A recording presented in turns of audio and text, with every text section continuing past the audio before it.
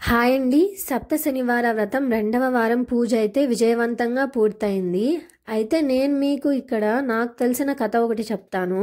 మనకు నవగ్రహాలను అంటే 9 ప్లానెట్స్ను అనుసరించి రోజులు, వారాలు, నెలలు, సంవత్సరాలు వచ్చాయి అని అంటారు. భక్తులు అందరి దేవతలను ఆయా రోజును బట్టి 7 రోజులు ఆరాధించేవారట. కానీ శనైశ్వరుడు అనేసరికి దూరంగా వెళ్ళేవారట. దానికి కారణం ప్రజలలో శని గురించి తెలియకపోవడమే. అందువలన శనైశ్వరుడు శ్రీ వెంకటేశ్వర స్వామివారిని గురించి తపస్సు చేయగా స్వామి ప్రత్యక్షమై ఏమి కావాలో కోరుకోమనగా శనైశ్వరుడు ఇలా అన్నాడట: స్వామి, నా పేరు వింటే ప్రజలు భయపడుతున్నారు. కాబట్టి శనివారం నాడు స్నానాదులు ఆచరించి పూజించే వారికి వారం రోజుల్లో వచ్చే పుణ్యఫలం ఆ ఒక్క రోజులోనే ప్రజలకు రావాలి అని అడిగాడట. అప్పుడు స్వామి ఇలా అన్నాడట: నీవు కోరిన ప్రకారం భక్తులు నిన్ను కొలిచి శనివారం నాడు పూజిస్తే గొప్ప ఫలం లభిస్తుంది.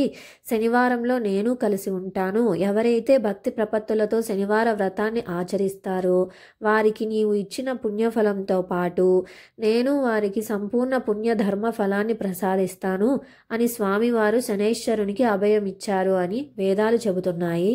కాబట్టి అప్పటి నుంచి ప్రజలు 7 శనివారాలు శనివార వ్రతము చేసి పుణ్యఫలాన్ని పొంది ఆనంద జీవితాన్ని అనుభవిస్తున్నారు అని చెప్తారు.